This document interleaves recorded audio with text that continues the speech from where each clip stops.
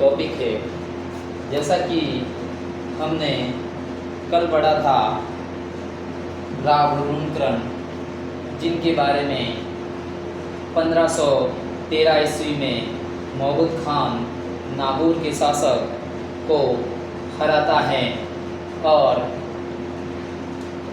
1526 ईस्वी में ये नारनौल हरियाणा के राजा शासक अभिमीरा के साथ लड़ते हुए युद्ध में रावलुनकरण मारा जाता है और रावलुनकरण और इनके भाई गढ़जी के बीच में संघर्ष होता है और जसनाथ जी के आशीर्वाद से रावलुनकरण बीकानेर का राजा बनता है और कहते हैं कि उसने अपने सिक्कों पर जसनाथ जी की प्रिय पौधा जो जाली नाम से प्रसिद्ध है उस पौधे का सिक्के पर या इनकी मुद्रा पर चित्रित करवाया था।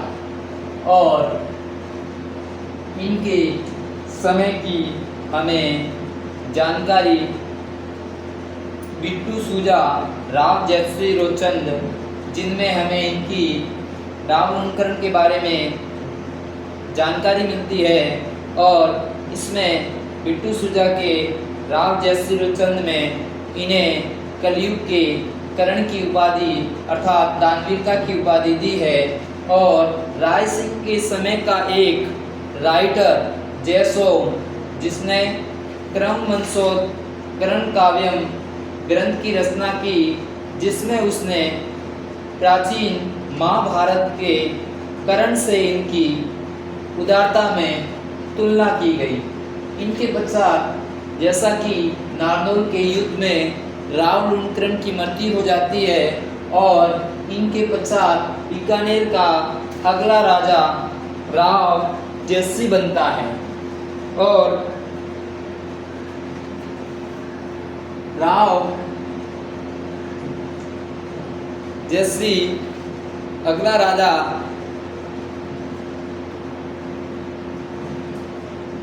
बनता है और कहा जाता है कि सर्वप्रथम 1526 ईस्वी में, जैसा कि विदित है कि 17 मार्च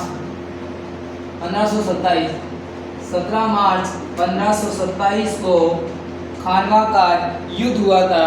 और इस युद्ध के तहत कहा जाता है कि राणा सांगा राजस्थान और भारत के राजाओं को एक संदेश पाती पर्वण के तहत सहयोग हेतु और उत्तर भारत हिंदुस्तान की रक्षा के लिए सहायता का आश्वासन या सेना भेजने के लिए पाती पर्वण का एक संदेश भेजा था। और इस संदेश के तहत कहा जाता है कि राव जयश्री द्वारा अपने पुत्र कल्याणमल के नेतृत्व में खानवा के युद्ध में सहयोग हेतु एक सेना भेजी थी। अपने पुत्र कल्याणमल के नेतृत्व में उन्होंने सेना भेजी थी।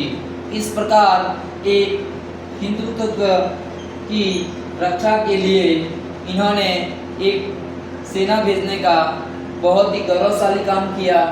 इनके पश्चात राव जयश्री का एक 1534 में राती घाटी का युद्ध,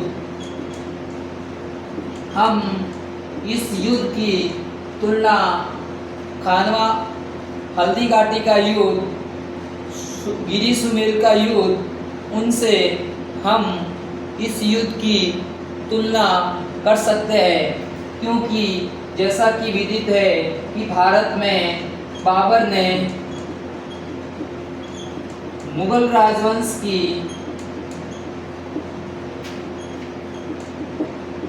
की नींव डाली और तैमूरी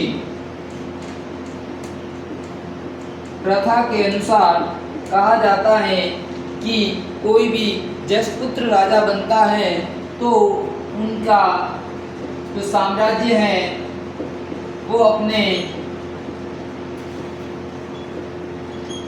भाइयों को बंटवारा यानी बांट कर दिया जाता था। और जैसा कि कहा जाता है कि बाबर की मृत्यु से पूर्व बाबर ने अपने पुत्र हुमायूं को ये बात कही थी, तो इनकी मृत्यु के बाद जैसा कि इनके बाबर के पुत्र कामरान, हुमायूं, अस्करी और हिंदाल सबको अलग अलग छत्र दे रखा था। और कामरान है जिनको पंजाब और अफगानिस्तान काबुल के आसपास का क्षेत्र था, जो पंजाब वाला क्षेत्र विशेषकर भारत का, वह क्षेत्र कामरान को दिया गया था। और कहा जाता है कि कामरान अपने क्षेत्र का विस्तार करते हुए पंजाब के बठिंडा क्षेत्र पर अधिकार कर लेता है। और इनकी बढ़ती हुई शक्ति को देखकर जैसा कि विदित है कि राव बीका ने अपने साम्राज्य का फैलाव किया, तो इनके राज्य की सीमा मिलने लगी और दोनों में संघर्ष की स्थिति हो गई। तो 1534 ईस्वी में राती घाटी का युद्ध राव जस्सी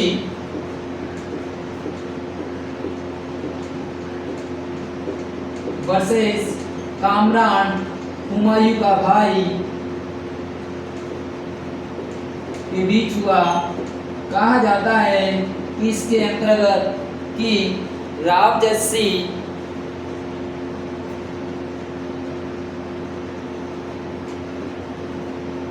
तो कहा जाता है कि इसमें राव जस्सी और उनकी सेना वीरतापूर्वक लड़ती है और मुगलों का कामरान की सेना का मुकाबला करती है। और लड़ते हुए कामरान युद्ध भूमि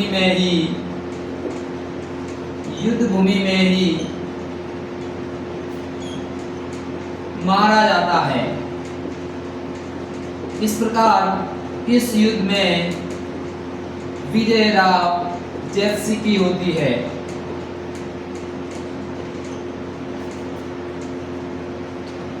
और जैसा कि विदित है कि राव जस्सी के इस युद्ध के प्रमाण हमें राव जस्सी के समय एक लेखक बिट्टू सूजा ने एक रचना की है, राव जस्सी रूप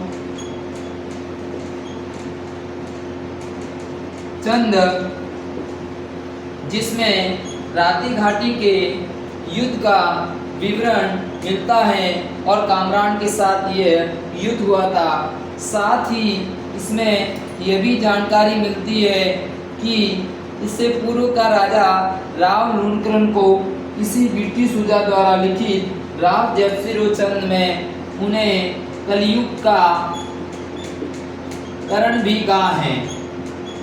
कलयुग का करण भी कहा है। अब इनके पश्चात कहा जाता है कि 1541 ईस्वी में पाहेबा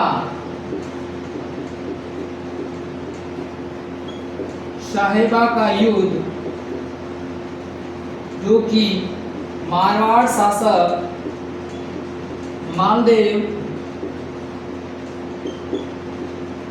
वर्सेस राव जस्सी के मध्य होता है। जैसा कि इस युद्ध में कहा जाता है कि राव जस्सी द्वारा शेरशाह से मदद लेने का प्रयास करता है। और ऐसा भी कहा जाता है कि नागराज के नेतृत्व में उन्होंने सेना भेजी, लेकिन कहा जाता है कि सेना आने से पूर्व ही पाहिबा साहिबा बीकानेर और जोधपुर की सीमावर्ती गांव है, उस स्थान पर दोनों के मध्य 1541 में युद्ध होता है और इस युद्ध में लड़ते हुए राव जयसिंह वीर गति को प्राप्त होता है, अर्थात इनकी मृत्यु हो जाती है। और जैसा कि विदित है कि 1541 का युद्ध शुरू होने से पूर्व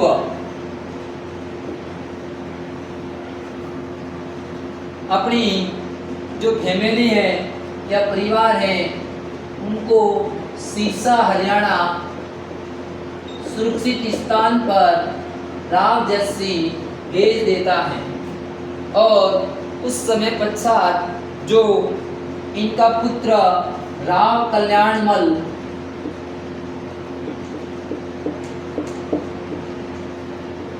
शेरशाह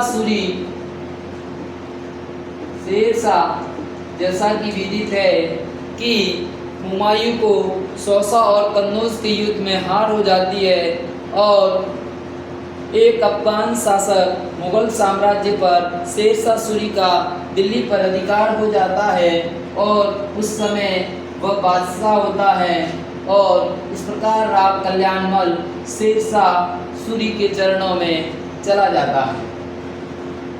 तो हमें याद रखना है, एग्जाम में बहुत बार आया हुआ है 1534 का राति घाटी का युद्ध किस किस के मध्य हुआ और इस युद्ध में किसकी विजय हुई और खानवा के युद्ध में राव जयसिंह ने किसके नेतृत्व में सेना भेजी और कौन से संदेश के तहत, तो पाती परवण संदेश के तहत सेना भेजी।